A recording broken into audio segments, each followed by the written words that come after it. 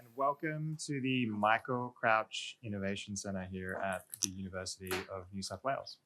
The purpose of today is to help you better understand what's happening in technology innovation and geopolitics so that you can better make decisions and take action to create prosperity for yourself, your companies, Australia, and the world.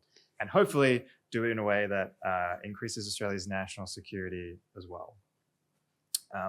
So hi, I'm David. I'm the Director of Entrepreneurship here at the University of New South Wales. Part of the reason this event is happening is for the past few years, we've had a special focus on trying to help Australian companies grow in the defense and national security sector. And we've learned quite a lot. Now, as the Director of Entrepreneurship, I host a lot of international visitors. Australia, interestingly, gets about 10 million international visitors a year. I host a bunch of them, and my number one piece of advice is welcome to Australia. Everything's trying to kill you.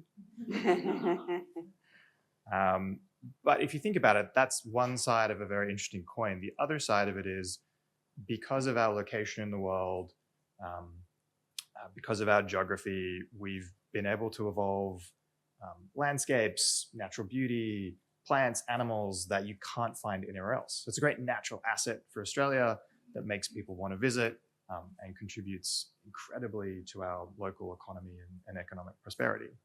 And so when you think about it, because of our geography, we have unique advantages.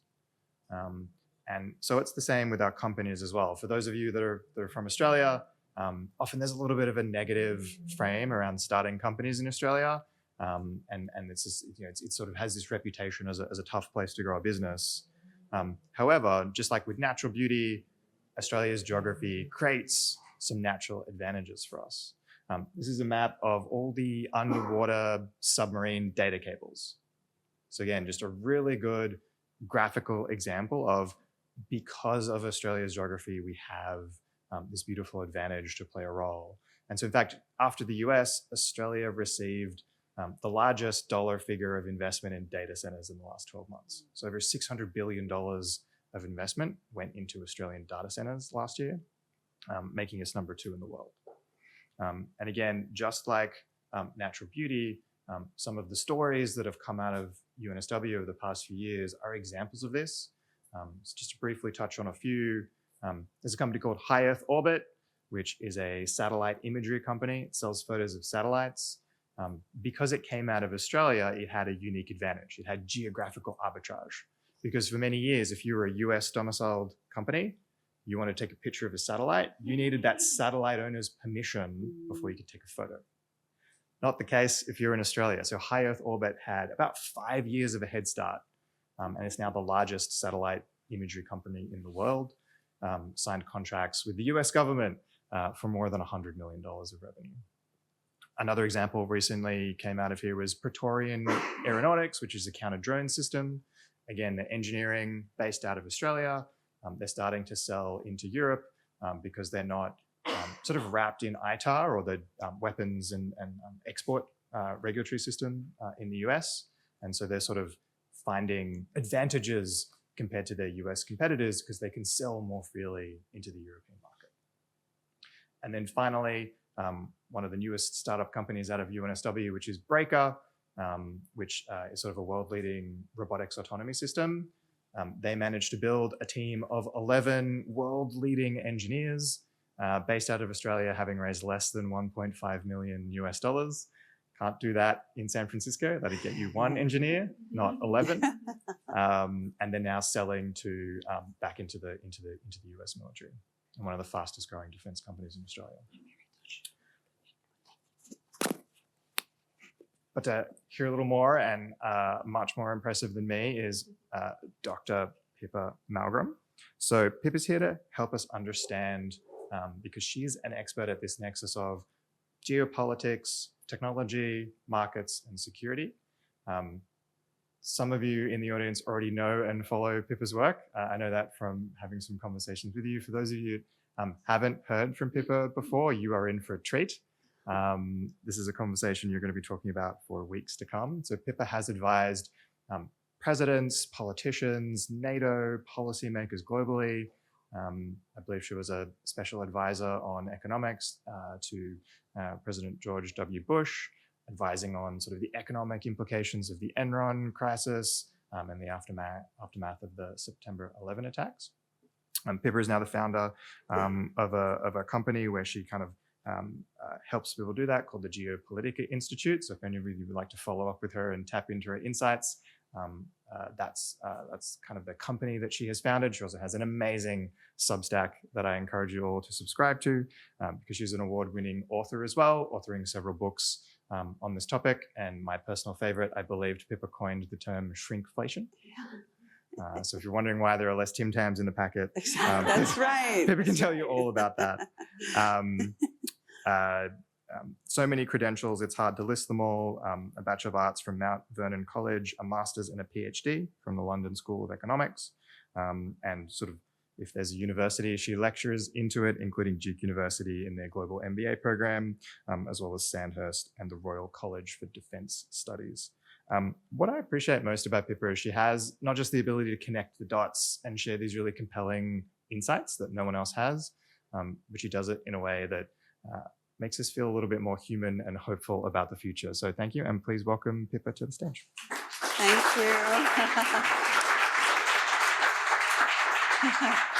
Thank you so much. So I'm going to do a very fast run through what's happening on the landscape of the world economy. And I'm going to try to weave it back into where you see the world from, down under here in Australia. There are things happening here that I think Australians aren't even aware of. One of them is, for example, there's a super interesting company in Melbourne that's already taking human brain cells and putting them on semiconductor chips so that the human brain cell is directing the activity on the chip. These are called neuromorphic chips. This is the new next generation of what is happening in chip production, just as one example. Already here, University of New South Wales, you are deeply involved in chip production, particularly there are a couple new companies, Dirac is one of them in the quantum chip field. So you have people here in Australia who are at this cutting edge. But I think most people here aren't very aware of it. And that's partly because there's no big context. So I want to spend a little time giving you context about how things are moving and changing. For example, we think of chip production as happening in Taiwan because it's happened in Taiwan for so long. But actually now chip production is moving very fast to Texas and Arizona and even secondary supporting markets. I was recently in Guatemala. It turns out Guatemala is one of the few countries that still has a relationship with Taiwan. And so they're producing a lot of the support engineering work for chip production in the southern part of the United States, even from Guatemala. So the world is really shifting. And one of the problems is we often have like a mental map of what is true and what is real. Chips are produced in Taiwan. Well, we need to change the mental map because going forward, that's not quite where things are happening. There are companies also coming along like Space Forge is one of them, a British company that started moving into the US that's just announced a partnership with United Semiconductors to pioneer the production of chips in orbit and chips ultimately on the lunar surface. Why? Because you have kind of a natural cold room.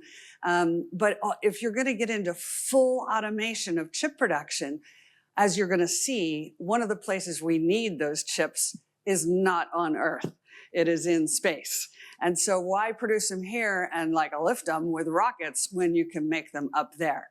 So when we think of where our chips being made, we have to understand space as well.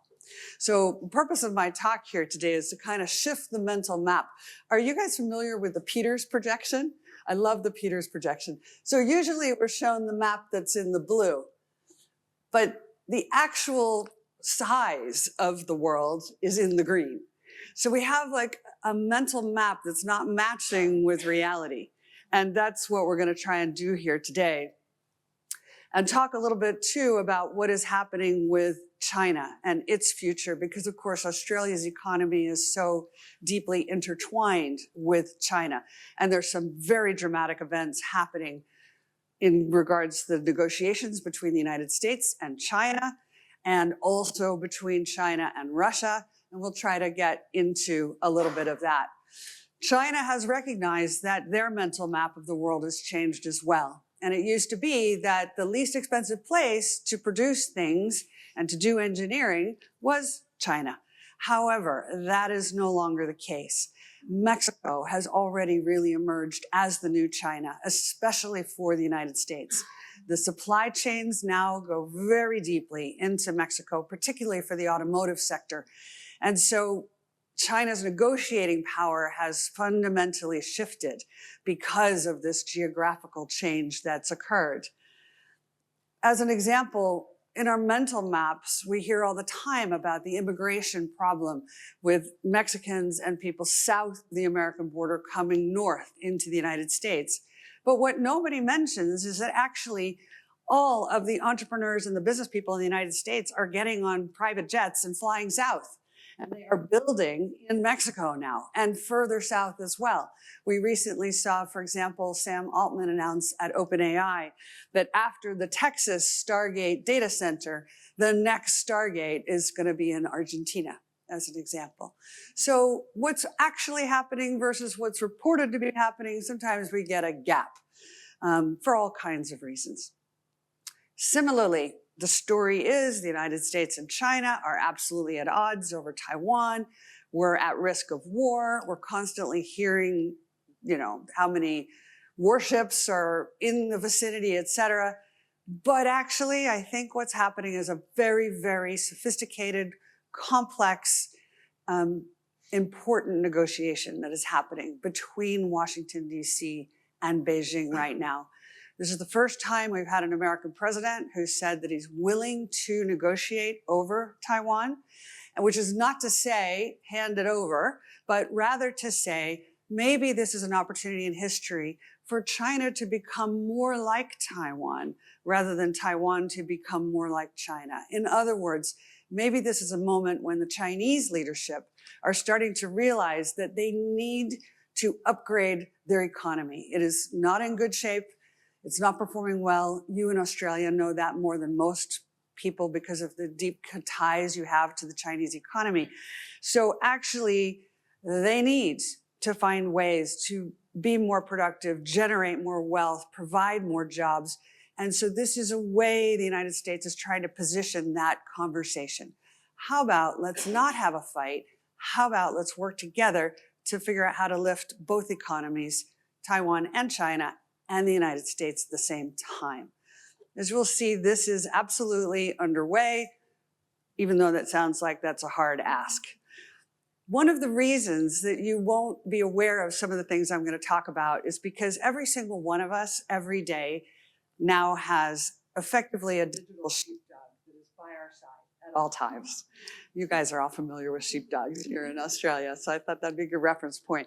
That digital sheepdog is an algorithm or a series of algorithms, and it's designed by nature to give you more of what you like and to corral you into a space that's got the stuff you like and to fence off whatever you don't like. And in this way, it's constantly narrowing the aperture of the view that we are able to see reality with. And so we need to learn how to negotiate better with our digital sheepdogs and tell them, actually, I do want the stories on things that I previously wasn't so interested in. So my job today is to widen the aperture of the view. That is fundamentally what I'm going to do. And to talk to you about the new frontiers of the world economy and the flows that it brings with it. The four frontiers are very simple. One is up, one is down, one is in, and one is out. Each one of them represents a real possibility of genuine abundance. All four together are completely mind-blowing, as you are going to see. You're very familiar with the down economy here in Australia, right? You're used to digging things out of the ground.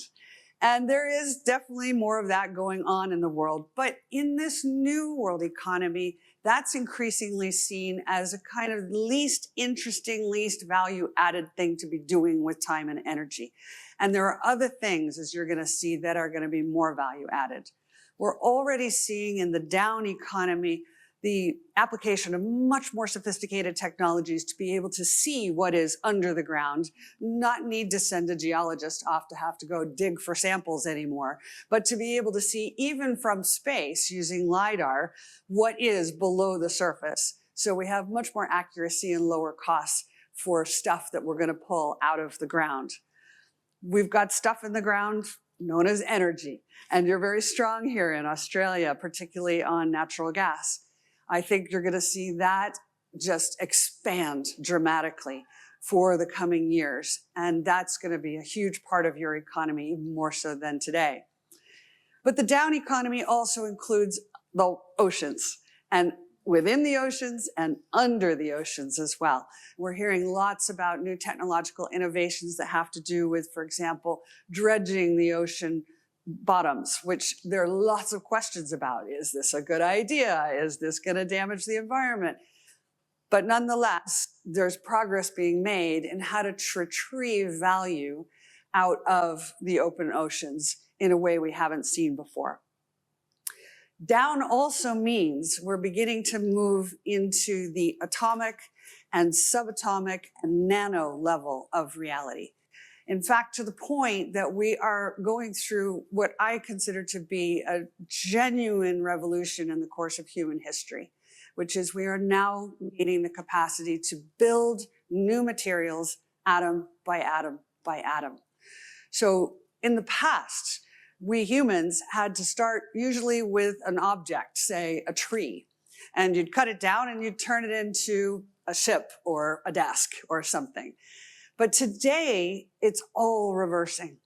And now, thanks to supercomputing, new semiconductor chips with incredible capabilities, we're able to start with our imagination. What would we like to create? What material characteristics would be valuable? And then build those atom by atom by atom. Now, Google has just announced their new Willow chip. And if you haven't looked at it, you need to look at it. It has extraordinary qualities, including it's massively compressing the amount of time needed to solve problems. So in their first run with the Willow chip, they discovered over 380,000 new materials and 2 million new crystals that humanity has never seen before. What are we going to do with all that stuff? We don't even know yet.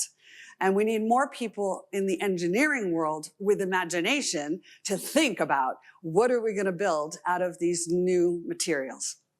We're already seeing in practical terms, this is speeding up the pace at which we can create things that used to be considered impossible. We just recently saw the Secretary of the Treasury hold up the first American-made rare earth metal magnet, for example. That is very much a function of this speeding up of the problem-solving capabilities that we have. Also, when we go down into new materials, we're starting to be able to create materials that can be programmed, where it's not a liquid or a gas or any particular kind, but we can program it to be many things at a particular time. This is a degree of control over reality that we as a species have not had before. And now, I don't know if you guys saw, but there's been an extraordinary announcement out of the United States last week called the Genesis mission. You guys, some of you saw that. So why is it important? It's important because the United States is going to open all the national labs to public-private partnerships for the first time. So all the scientists who've been on the classified side of the wall and who were not allowed to publish on their work and had all kinds of discoveries that the military could make use of, but nobody else could know about, that I think is now going to get revealed to the public. And I suspect we're going to find we have a lot of very sophisticated stuff that is transformational for the world economy. And this is a way of bringing it out of the back rooms and into practical use. But it's also a way of bringing private sector people into the most sophisticated labs that exist pretty much anywhere on Earth. And I particularly put this article, I was recently in North Carolina, where they've just announced these new AI-powered labs where they are aiming at discovering the new materials, like I mentioned with the Willow chip, but 10 times faster than ever before. So the speed at which we're finding these new materials and constructing them is truly mind-boggling. So you need to look at this willow chip and understand. They say that Google gave it a problem that they theoretically assumed would take the whole course of human history and every computer we have ever built to solve. They gave that same problem to the willow chip and it solved it in 5 minutes. Now, maybe there's some hyperbole out of Google. We'll make some allowances. Maybe it will take half an hour to solve that problem. But this is a scale change that really starts to tell us we're operating at a kind of once in a species moment in human history, where instead of having to rely on what we find and shape it to what we need, we can begin with what we can imagine and create it and build it, effectively painting with atoms into reality. That is an incredible transition. And just to give you an idea, these new chips, not only 5 minutes, but they're saying it's 13,000 times faster than Frontier, which is the fastest supercomputer that we have in the United States. That's what we use to handle our nuclear program. So one's understanding of possibility is being completely blown out by what we're seeing here. And semiconductor chips are fundamentally about painting with electrons. And so now we're going to have the capacity to do that in a way that's been unimaginable in the past. This has implications. I think of Australia as a country that heavily relies on digging things out of the ground and then selling them to other countries who then upgrade it into manufactured goods and other things. Who is the competition really? Is it really other mining nations or other mining companies? Or is the competition a lab? I think the competition is a lab. And if we're really going to understand how to position Australia going forward, we've got to understand that materials are not down with digging tools, they're down with supercomputing tools. It's a different way of thinking about the future. And we have to understand this is about problem solving at an incredible speed, which is happening. Now that takes us to in. Because to go into the human body also requires that we go down into the molecular structure of reality, down into the DNA structure of life itself, and down in terms of understanding what is happening inside the human body. Already we see extraordinary innovations where you can literally swallow a pill, and that pill will assess you from the inside. Already it seems we're able to detect cancers before they form because proteins start to gather before the cancer starts. So now treating someone before a cancer begins is no longer impossible. These are extraordinary leaps forward in human health and longevity. Also, introduction of nanobots. This is super controversial because you're like, whoa, what the heck is this nanobot going to do once it's inside my bloodstream? It may be designed to go deal with a blood clot, which is what is already possible, but can it be designed to do something else? Yeah. So there are lots of ethics and practical issues with this, but fundamentally, these are longevity contributing innovations. One I find most fascinating personally is you guys have all printed out documents on HP printers, right? We all have. Well, HP has figured out how to make bio-ink printers. Bio-ink printers are where they can take a blood draw from you, take a stem cell from that, and let's say I have a burn on my arm, they can create my own tissue out of my own stem cell and then 3D print my own tissue onto my own arm. Now, if this is true, how far are we from having your organs 3D printed? For all those beer drinkers here in Australia, having a new liver on demand might be very interesting, right? And I don't know if you guys saw, but President Xi and President Putin were caught when they met recently in a kind of hot mic moment where they were talking about a 150-year life. And then it went viral, and then they shut it down and they said, nobody's allowed to, spread this story. Well, this is partly because China has just discovered that there's a compound out of a grape seed that is able to take a human life to 150 years. Now, the question is, what are you going to do if you're going to live 150 years? That's a lot of time to do things, but it's a total transformation of human possibility that we're talking about. Also, we're seeing more and more remote robotic surgeries. In fact, the most interesting one that I think we've seen recently was the one done by the medical center in Lincoln, Nebraska, on the International Space Station. And I think they operated on a grape, actually. And I don't know if you saw, but Elon Musk, controversial as he is, the other day he said, well, with these new robotics that we're building, you won't have the best surgeon. You'll have all the best surgeons. You won't have the data the surgeon has. You'll have all the data that's ever been gathered on this type of surgery, on your particular experience. And wouldn't you want to have that? But when you look at this, you're like, do I want to be operated on by a robotic? I think we're going to probably all get operated on by robotics sooner or later. So that takes us then to up. So now I've told you we've got an economy that's down. We've got an economy that's in. We've got an economy now that's up. And these are frontiers where things are expanding so fast that there are going to be almost unlimited jobs, work, wealth creation, revenue, income, work to do. So this is important because we're living at a moment in time where most people are so afraid that robotics is going to replace them, AI is going to take their job away, there's nothing for them to do going forward. I'm like, I think we're all going to be very busy. We're very busy. So up. Why are we going up? This is a really important question because most people are like, is this just billionaires joyriding? Like, seriously, don't we have enough problems right here on Earth? What the heck are we doing and spending tons of money going into space? Well, there are reasons for going into space, and it is not to get Jeff another yacht. It is because space represents genuine abundance of a number of critical inputs to the Earth economy. One is energy.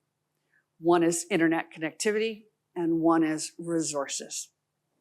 Now, there's a huge race on right now for the moon, a massive geopolitical race, particularly between the United States and China. What are they racing for on the moon? Well, one thing is helium-3. Helium-3 does not exist on Earth in very much quantity, but it's almost unlimited on the lunar surface, especially at the South Pole. Now, why do you need helium-3? Well, you need it for nuclear fusion, and you need it for artificial intelligence.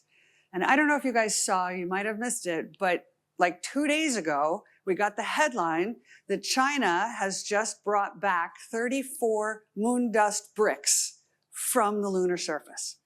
Now, are they bringing back the bricks because it's just interesting that they can compress moon dust into a brick? No, it's because China understands really well. If you can get access to that helium-3, it equals virtually unlimited energy. That is a game changer for any economy. And it is important for quantum computing because if you want to cool down quantum computers, you need some helium-3 to do that. So if you want to get to artificial general intelligence, helium-3 starts to be very important. But that's not the only reason that we're racing into space. We are also pursuing space-based solar power. Now, this is a new form, a different form of energy than is usually talked about. The idea, and it's being literally built right now by China, they're building a massive facility in orbit. We're calling it the Three Gorges Dam of space. It's a huge, huge monster. And the idea is you basically catch the sun's rays in space, either in orbit or on the lunar surface, convert that energy through either radio waves or microwaves or a number of other options, and then you beam it to be in any power grid anywhere in the world at any time. Google has just announced Project Suncatcher, which is even more ambitious. Not only do they seek to beam power back from space to Earth, but to beam data packets with it. And what they see are data centers and AI-led data centers off Earth, in the craters of the moon, in orbital factories, and the ability to then do massive data processing without having to build these huge data centers here on Earth, like the ones we see in the Stargate in Texas. Like it's like literally almost the size of Manhattan. And the power draw is massive.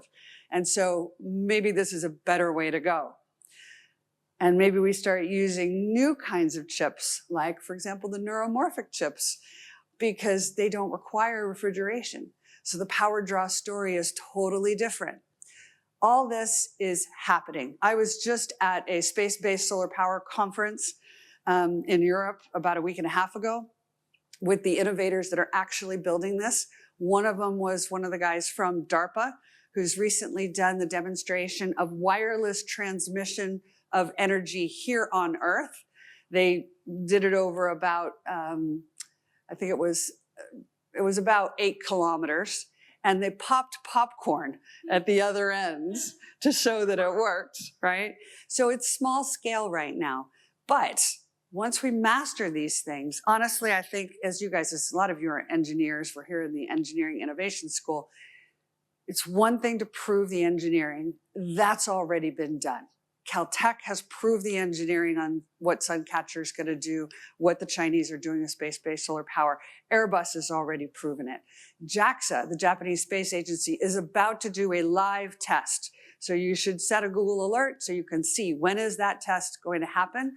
So then we know the engineering problem is solved. The scaling problem is what comes next. What we're talking about is a world with pretty much unlimited clean green energy from space. That is a game changer for planet Earth for obvious reasons. Then there are resources. And now we come back to who is Australia competing with when it comes to resources? Well, we've learned how to harvest resources from asteroids. It's still early stage. This is a little bit more science fiction, but I've actually met the team that are doing the first private harvesting of asteroids, and that will be live in 2.5 years' time. So this is not 50 years away anymore. Now, to give you an idea of how valuable this is, there is one asteroid called Psyche, and the Jet Propulsion Lab has a mission called the Psyche mission. They're after this one asteroid because it contains pretty much everything you need to make an MRI scanner or an iPhone or a fighter jet or whatever technology you want. Now, they say the value of this one single asteroid is $10 quintillion. Now, no one knows what that means. So an easier way to think about it is that is 90 times the GDP of Earth annually in one asteroid. Or if you were to distribute the value of that asteroid evenly to all humans, which sadly, I don't think anyone is actually going to do. But if they did, every human on Earth would be a billionaire. Now, I want you to think for a moment about the massive deflationary consequences for the world economy of this huge infusion of everything we need to make stuff. Power, the materials. This is something we have to think about. What does a business model look like in future if we have real abundance of all the inputs? Now let's add, why are we after that stuff? Partly because there's a big push on to build manufacturing off of Earth. And you go, wait, that sounds crazy. But if you look at it, one of the things that's happened with the space programs in the United States is the cost of lift is collapsing. So it's easier to go up and it's less expensive to go up all the time.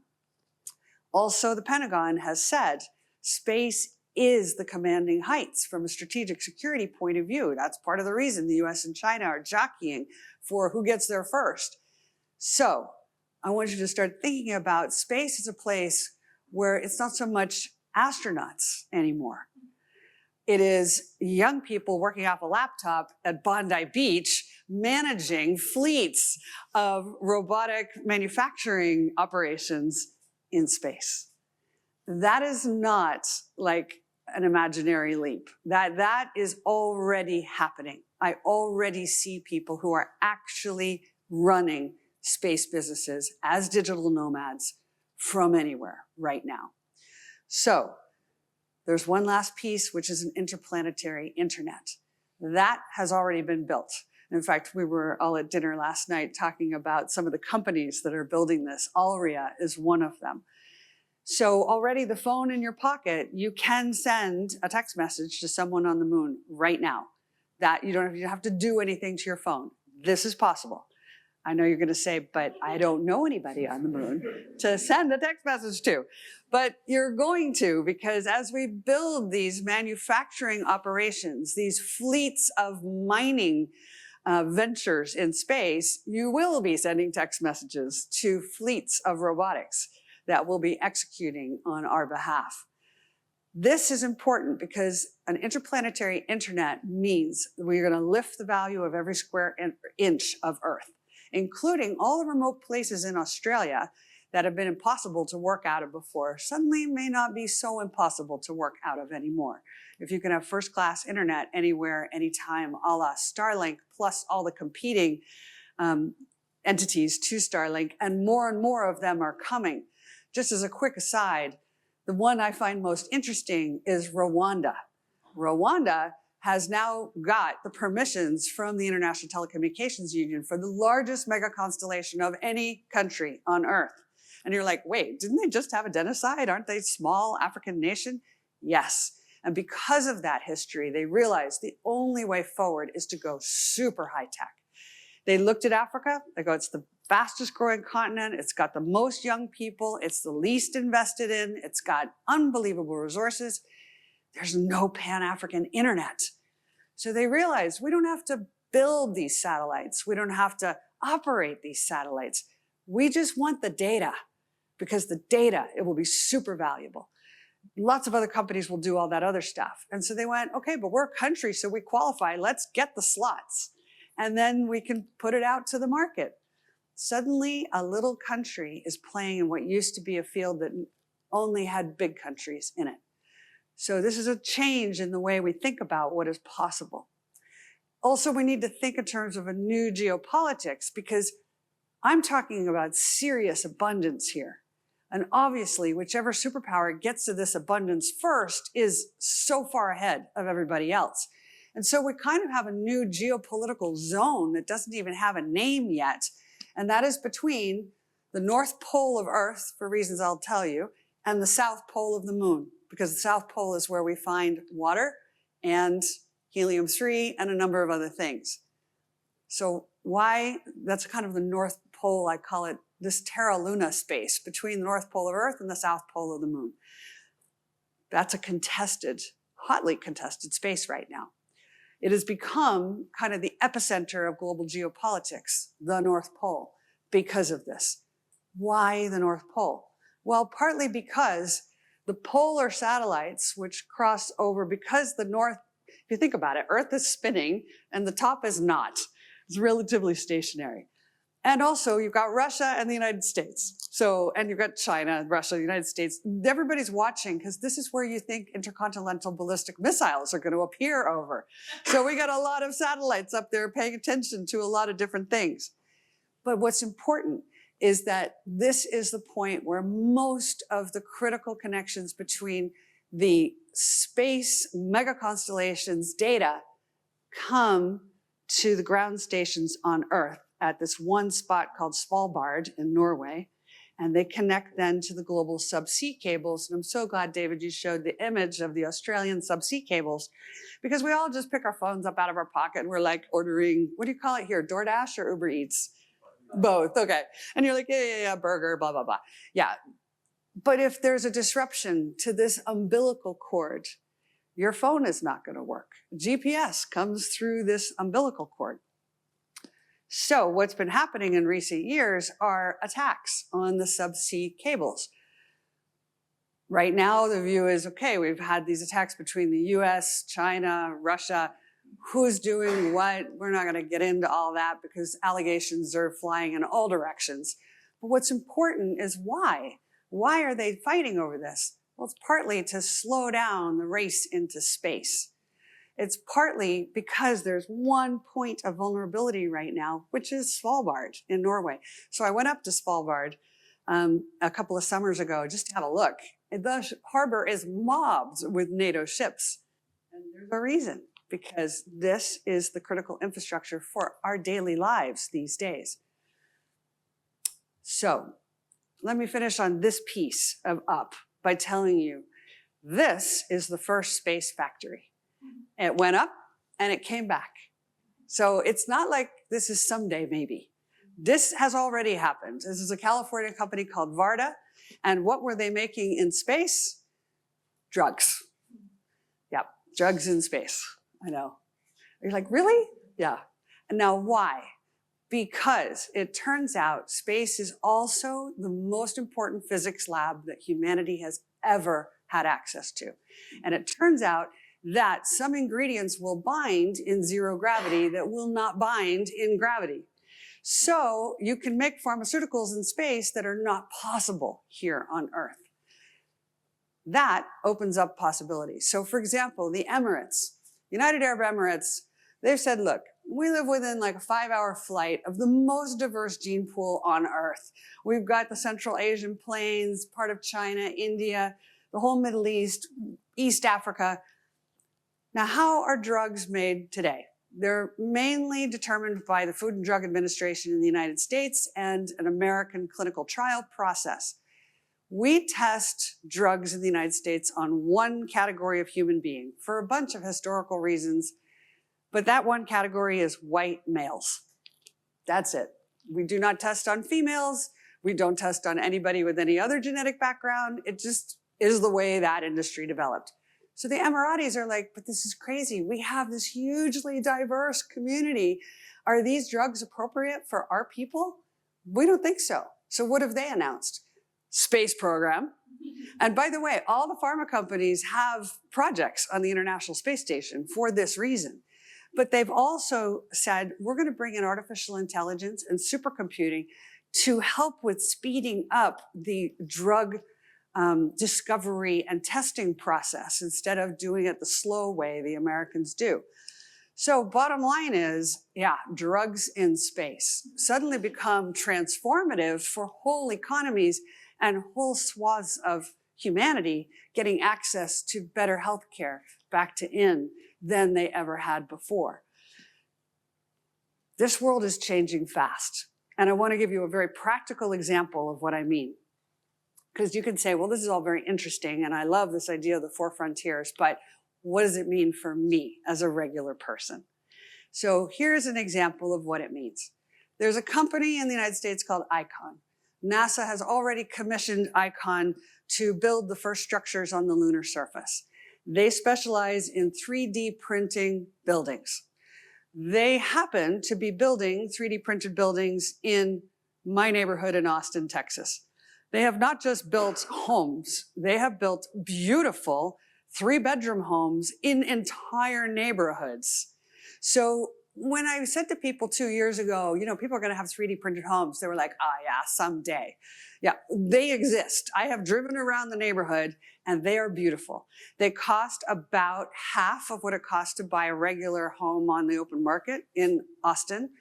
And frankly, they're more beautiful, more modern, easier to look after, and the price is gonna fall. So currently to buy a house in Austin, it'll cost you with 3 bedrooms, $750,000 to $1 million.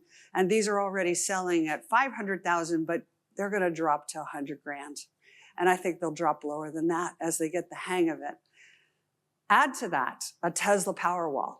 And now, not only are you getting free energy to power your home, so now you don't have any electricity bills anymore, but any excess power, you're selling it back to the grid. So now your house just turned into a cash machine that is paying for the mortgage without you. Now I gave a presentation to the largest gathering of power grids in the United States. And they were like, the customer is turning into the supplier. Yeah. We have to widen our imagination to truly comprehend the transformative impact of what I'm describing. And here I have a daughter who's just moved to Sydney. She's got her fingers crossed on getting into certain universities here in Australia. We'll see. I don't want to bias so I won't say where. But she's run into this housing crisis you guys have. She's like, you try to get an apartment, like 50 people in the line. Yeah, where are the modular buildings, the 3D printed buildings, the new ways of doing these things? They exist. This is a mindset change that has to happen. This is a world where you can have the power you need, which is increasingly going to come from space. It's going to beam to your house. You're going to sell any excess back to the grid. And we're going to wake up one day and realize that actually these are no longer costs. So instead of thinking, oh, I'm going to lose my job to artificial intelligence, I'm going to lose my job to robotics, let's think for a moment, what am I going to gain? I'm maybe going to gain a life where my cost of living is totally collapsing.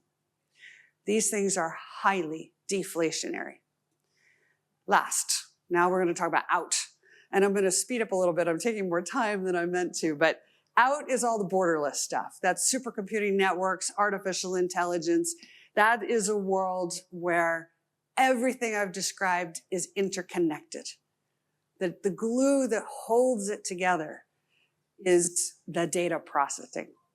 And that means we have to think about something new, which is instead of one technology or one sector or one of the frontiers that I've described, it's the interrelationship between all of it. So nobody had a word for that. So as you know, I like making words up. When I can't find a word for something, shrinkflation worked really well. People are like, yeah, my candy bars keep getting smaller. I'm like, that's shrinkflation. That tells you inflation is coming. Techplexity, I think, is a good word for this part of the puzzle, the interrelationships between all these different things.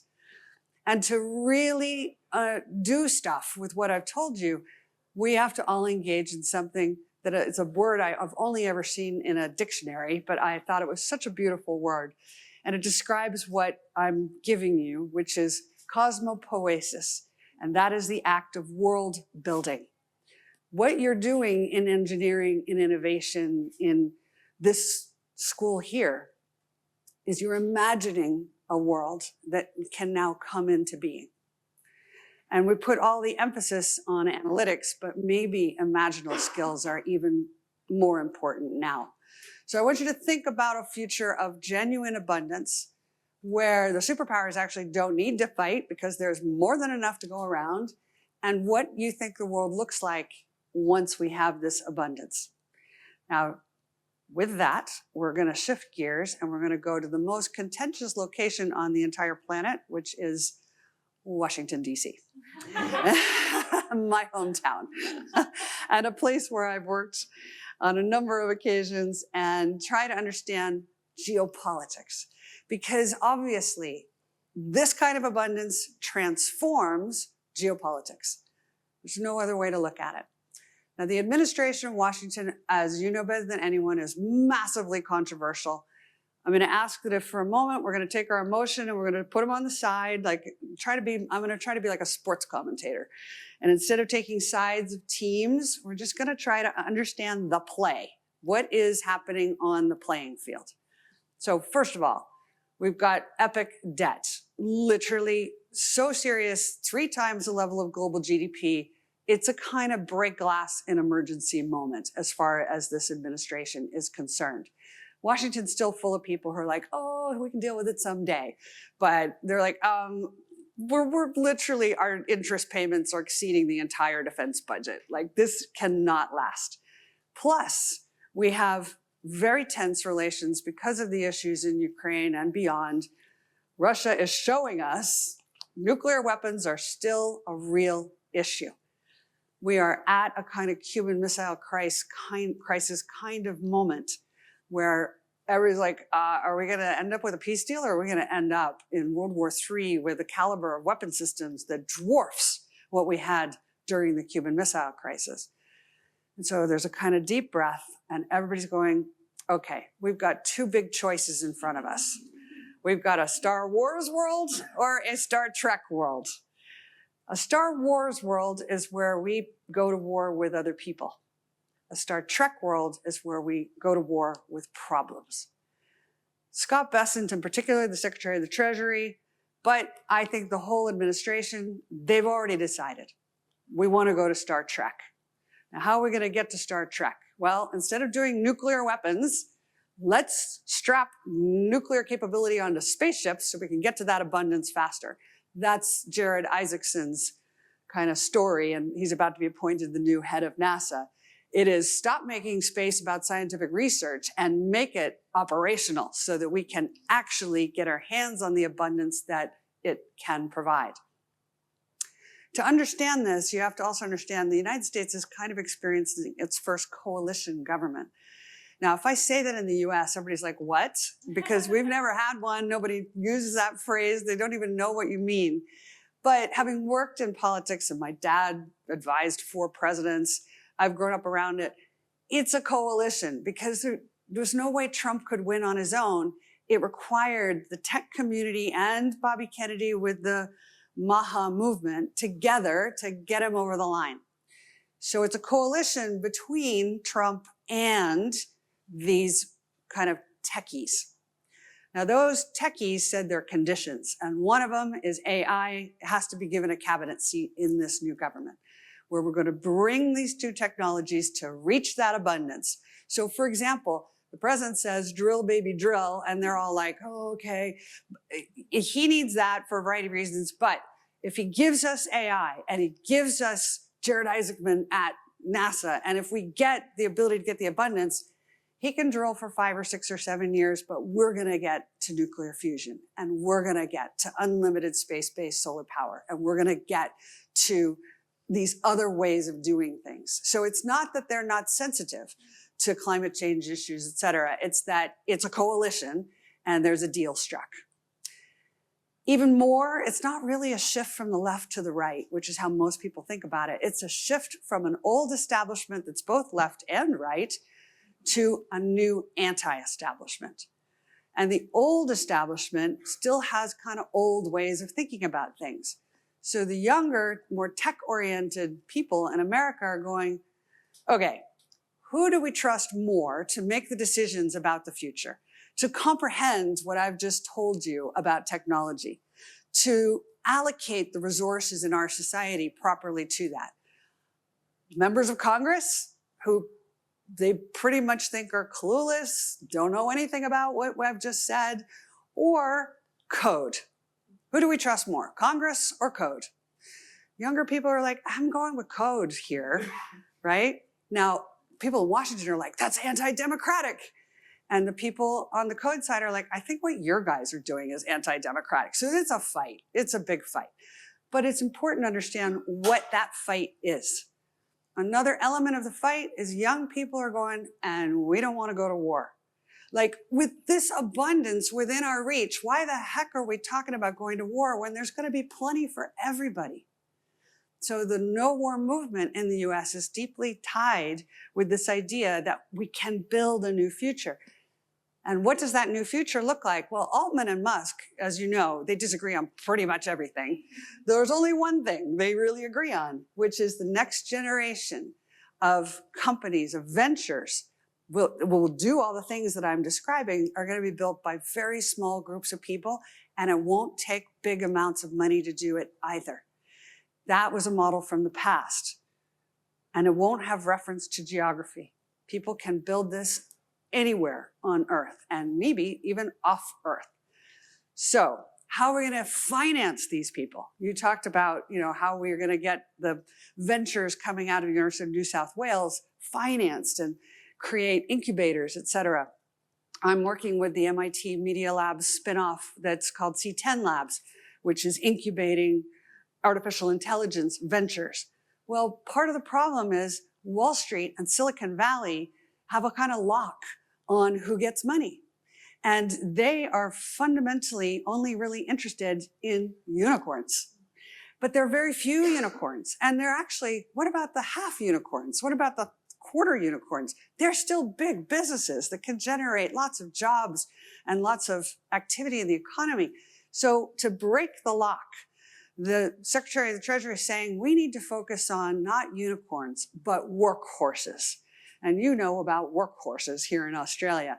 That means businesses that have genuine revenue, genuine customers, genuine products. They're not an idea that's a maybe someday. They have not had access to capital.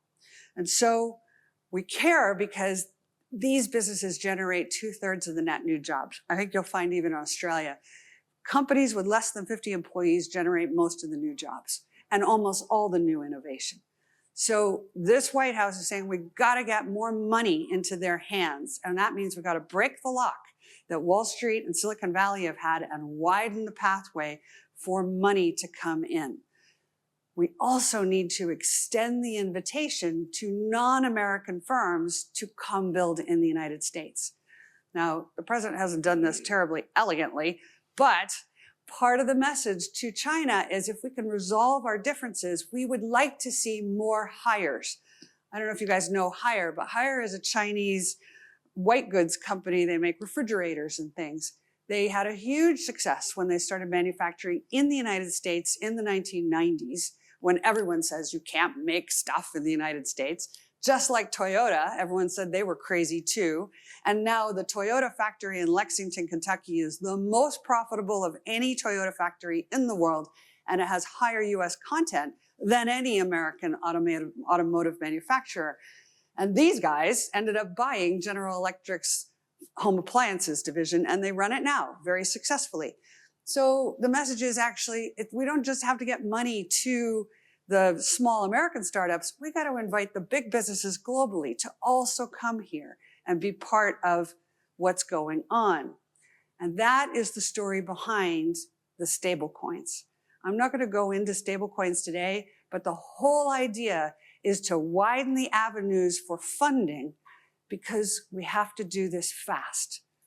Why? Because robotics, automation, AI is coming.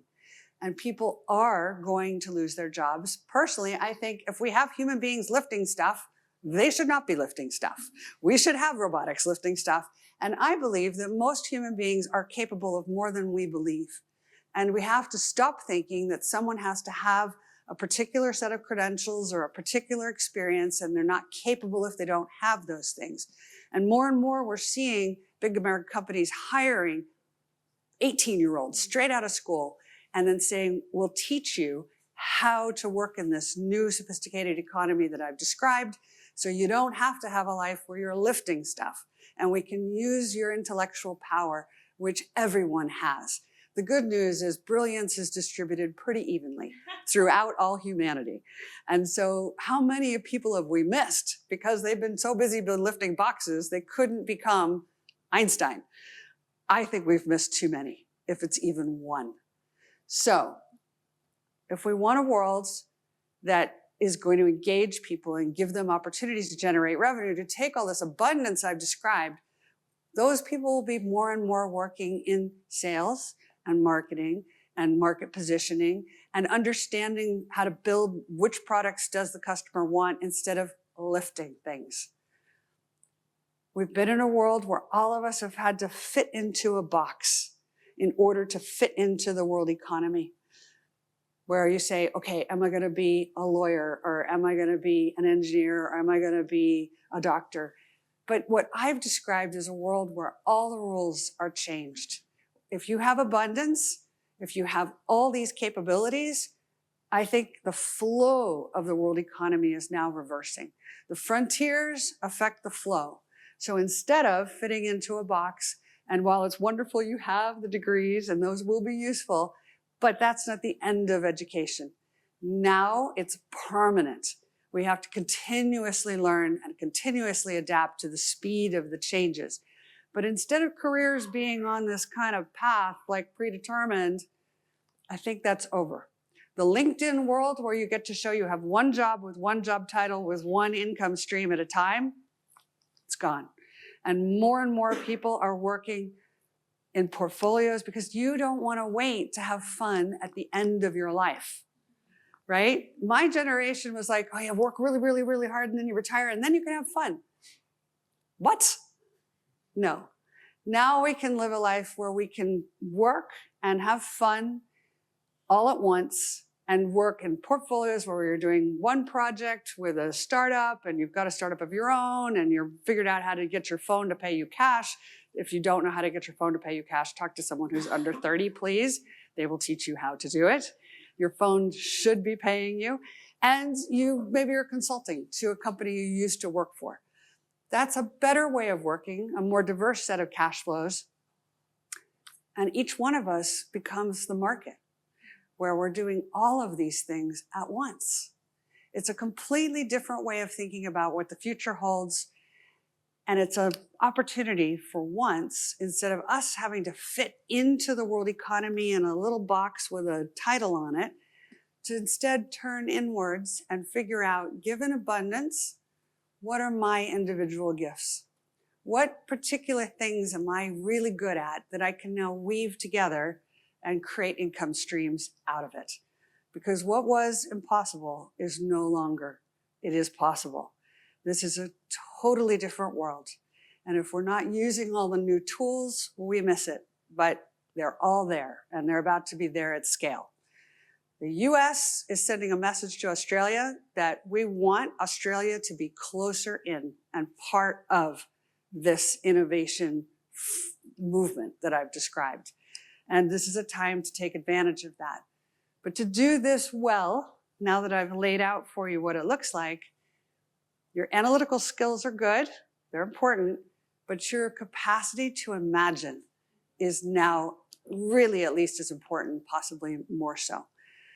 This is a moment to think about what I've said is a world where we move from scarcity to abundance, from unsolved problems to solved problems, and from conflict into cooperation.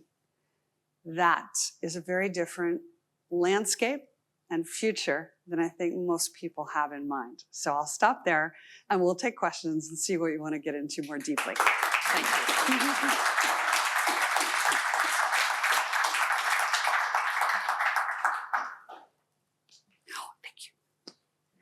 So we'll take a couple of questions. Yeah. Hands up. Who's brave? Yes. Yeah. Hi, and thank you. That was absolutely fascinating. I'm glad. How responsive is Australia to America's invitation at the moment? Please go ahead again. Yeah. How responsive is Australia to this invitation from America to participate more in this new future? So there's a wonderful line in one of William Gibson's novels, the sci-fi novelist, where he says, the future has already arrived, but it's unevenly distributed. So now I hope I've distributed the future to you more than you had it before, but maybe some people walking by are like, what? They don't know. So the Australians that get it are on it. But how many Australians don't get it? And how many Americans don't get it either, by the way? So how do we populate this more broadly? Comes back to the digital sheepdog. Why didn't you know about some of these things? Because you maybe never clicked on a space story, or maybe clicked on a medical innovation story because you're like, that's not my thing. It is your thing.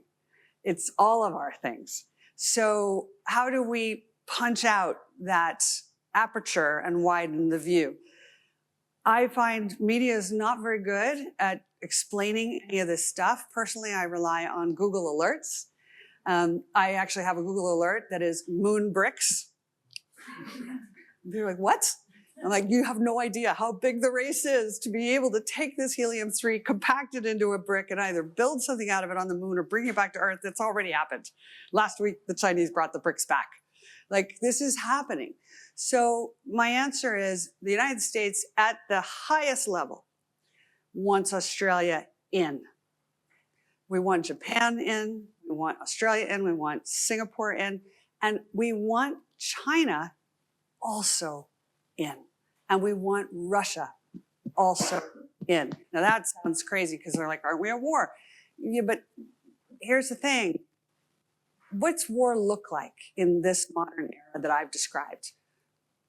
Elon Musk gave a speech at West Point at the beginning of the year. And he was asked, West Point's our military academy, And he was asked by one of the people, what's your advice about how to manage humans on the battlefield? And he said, my advice is keep humans well away from the battlefield. We shouldn't have any humans on the battlefield because the drone with AI is going to target your heart and you will be dead before you hear it. So what is war really about? It's like who runs out of 3D printed material to make the drones before the other guy. And if we've got robots fighting robots, like, shouldn't they just build hospitals? Why are they destroying stuff? Like, what is the point? And I think that's the dialogue that the current president is having with both President Xi and with President Putin, saying, you know, this is just a dead end. Let's not do Star Wars. Let's do Star Trek. And then we can all have abundance. Now, there's a whole community of people who are like, no, no, no, we have to fight Ukraine to the bitter end. We have to keep the principles. And there's a whole narrative around that. But if you look at history, every time we have conflict between the superpowers, it always ends in a hug. And I don't say that lightly. My dad was part of the team that organized the meeting between Nixon and Brezhnev. And you recall Kennedy and Khrushchev, in the end, they got really close to nuclear annihilation and then they agreed to be friends. And more recently, I worked for Ronald Reagan when I was an intern at university. I was 20. And he met Gorbachev. And they didn't just hug, like they practically kissed. Like it was like a big embrace, you know? The point is, just like Rwanda concluded, how do you get out of a genocide? Just go super high tech. Build a future of abundance. So what is the future for the US, China, and Russia? We can fight, but it's ugly for everybody. Do we really want to do that? Or let's build this thing, and then there's like abundance. By the way, abundance has its problems too. You've heard about the abundance, what's it called? I think it's called the Universe 25 experiment with the rats, where at Stanford, they created a perfect environment for rats. And at first they all thrive because they've all got space and food and everything's good. And then of course they overbreed and then they ends in a total war zone every time. So I'm not saying abundance is easy. I actually think we're gonna have to devote a lot of time and energy to how do you manage abundance. And I'll go a little out on a limb here and say, because it sounds strange to talk in an engineering school about spiritual things, but I think it will require spiritual elevation of humanity to handle the level of abundance that I've described. I'll stop in a second. I'm sorry, but this is a great question. But if you think about it, like in the Industrial Revolution, we used to chain children to the machines so they wouldn't run away. What? And then somebody went, I think this is not a good idea. That is a moment of spiritual elevation. We do it all the time. We just don't call it that. But this requires us to recognize abundance. We can fight wars endlessly if we want to. But do we want to? Or can we elevate and transcend and ascend into an environment where actually geopolitics doesn't have to be about that anymore? And I think the Communist Party in China are going, you know, we would like to go back to making money again. And the Russians are like, yeah, we would like to go back to making money again. And yes, there's some people that are really mad about all this, but honestly, Star Trek, Star Wars. Anybody here? No, I won't make you do that. I'm a Star Trek. Okay. Yep. Chris, my old friend.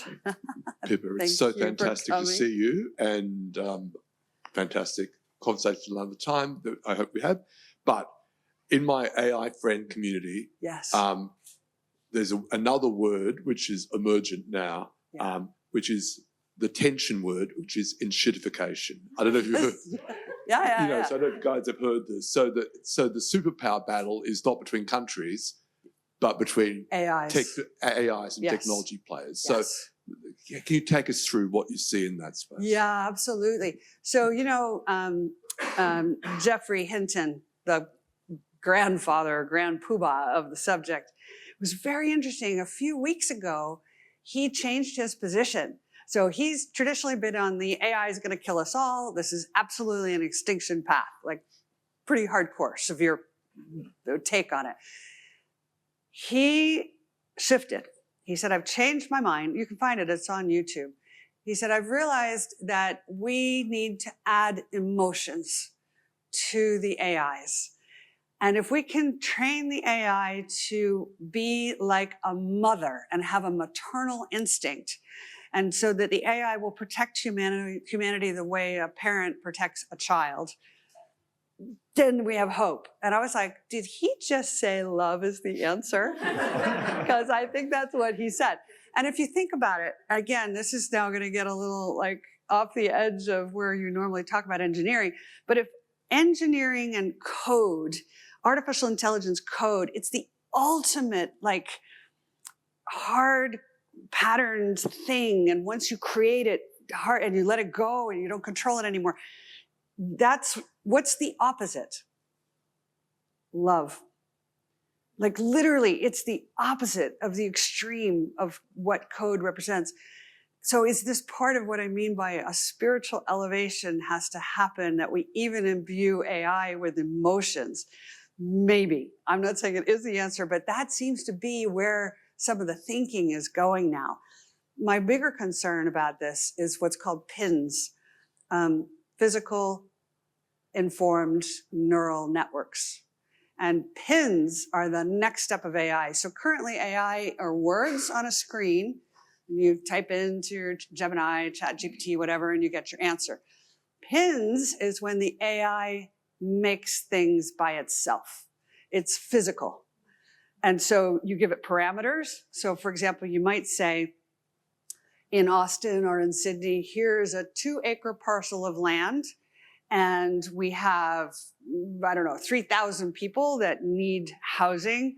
Some are in multi-generational families. Some have young babies, blah, blah, blah, blah. Go build it.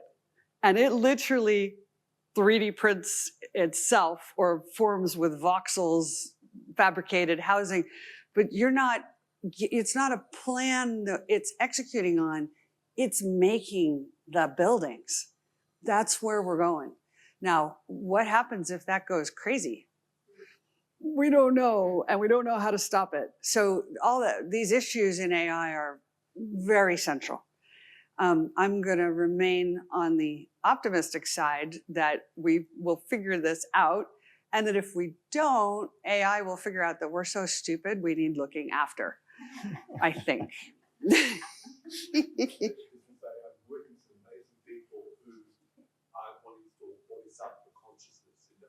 Oh, that's totally happening.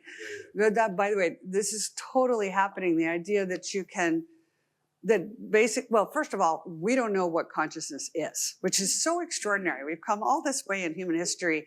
And the most fundamental thing is like, oh yeah, we're not really allowed to study that because that's not like a legitimate subject. But now there's a recognition that it is, and we haven't understood it, and that maybe it's not inside you. It's a field. And of course, the more advances we make in quantum physics, the more you're hearing people, the very serious physicists, talk about quantum fields. And David Bohm, who, I know you guys know the physicist David Bohm, who challenged Einstein. And Einstein won that argument. And David Bohm was literally not just run out of town, they ran him out of the country. He had to teach at, I think it was the University of Sao Paulo in Argentina, because he said, I think everything is connected. I think quantum is how the universe works. And now we've awarded the Nobel Prize for that last year, that David Bohm is right. And we haven't changed our mental map from an Einstein physics world to a David Bohm physics world. Can I tell you do we have time for one little story that I just personally find so interesting? So, the oldest story that we have in humanity are from the Vedas. And in the Vedas, the story is that the way the universe is created is the god Indra threw a net, like a fishing net, that then brought the light and the dark together and created our universe. And the point of connection between every person, every place, everything is like a thread that has a unique jewel or pearl. And the universe shines in the reflected brilliance of these unique jewels and pearls. Beautiful story. Fast forward, we have just discovered in physics that when we have two entangled photons, there is this thing called an amplitudahedron, and it is a unique jewel. How is our most modern physics confirming our most ancient stories? I find that very interesting. And I think that I thought it was very interesting when we, set the atomic bomb off, Robert Oppenheimer quoted the Vedas. And I'm like, how did that physicist even know how to read Sanskrit? Why had he been studying the Vedas? And you realize what I've told you is we learned how to smash atoms to create massive destructive power at the end of World War II. And today we're learning how to put them together to create. Do we need more engineers and scientists who have read the Vedas so that if they see something, they can recognize what it is? Maybe. Last question to Sam. Thank you very much for a fantastic talk. And I agree with almost everything you've said. Oh, The biggest problem the biggest problem I have with all this Yeah. is markets. It's very easy for a person to change their mental map relative to how easy it is for a society to change their mental map. Yeah. A market will converge on the most efficient outcome largely as a matter of time. A government doesn't necessarily. Yeah. And you talked about the dichotomy between Congress and code. If we want to unlock, as you call it, genuine abundance, then that requires, in my mind, being able to undertake very, very, very large-scale projects, which it requires very large-scale decision-making. Yeah. And yet we have governmental structures across effectively every part of the world, with the exception of maybe a handful of countries, that have functionally ossified. Yeah. So what do you see as phrase. being the most fundamental innovations in governance and economics and technology in that area that is needed to enable all of this? Do you see that as a natural process, or do you see that as very much a fundamental engineering challenge to overcome the friction before this is actually achievable at scale? I like your use of the word an engineering problem. It's a human engineering problem. And yeah, it is spot on what you're describing. So for example, I was recently giving a lecture at Queen's University in Belfast. In Ireland, in Dublin, they have been trying to build a children's hospital for, I think, 15 years now. And the cost keeps going through the roof, and they couldn't afford it at the beginning. They definitely can't afford it now. And I'm like, Austin, Texas, you can 3D print a hospital. China can 3D print a hospital in a week, possibly 3 days. And I mean, it will be a super high tech, fully functional. It's doable, but they don't know because they're my generation, which means they're old. And they're not paying attention to any of this stuff. They're like, what? And you've got infrastructure like planning permission people who are going to say, oh, no, that's not safe. Because it used to be that it was only a possibility. They go, but we have neighborhoods, they exist, so they are safe. So question, how do you leapfrog? And that's why I think the Genesis mission announcement is so important. And I'm meeting with friends here, and almost no one has heard of it here in Australia. Now, of course, it only came out last week, so there's time. But is the Australian press going to report the Genesis mission? Everybody's shaking their head, no. It's okay. But you know now that what it is exactly what you're describing. They are going, all these old folks have just got to get out of the way. We're going to open the national labs. We're going to bring the young people in. We're going to reveal that we actually already have a bunch of cool technology. So we can populate that through the world. And we're saying to Australia, come with us. And to your question, the few here in Australia that get it are like, yes, bring us along. And so the question, how long is it going to take before you can 3D print a hospital here in Australia, let alone housing, which you need? It's so crazy that it's within our grasp, but mental maps stop it from happening. So I don't know, what is, that's an engineering, a human engineering problem. The business models, I think, are there. And like I said, there's Sam Altman and Elon Musk saying small groups of people with not much capital can make this happen. And now we're going to widen the avenues for funding, which is why I talk a lot in other lectures about stablecoins. Will they be the ultimate answer? I don't know. There'll be ups and downs, but it's a way of widening the avenue for funding to happen. That's my answer. Okay. please thank Pippa. Okay, thank you. Thank you so much. Thank you. Oh gosh, wow. Many gifts for you. Oh, you're so kind. Thank you so much. Thank you. A couple of things are going to happen. One, I'm going to give Pippa a chance to get a glass of water. So before you all mob Pippa, Oh, I it's encourage okay. you to mob the food we have. At I'll the be back, right there. And Pippa will hang around. And also we'll get a quick photo. But for now, Great.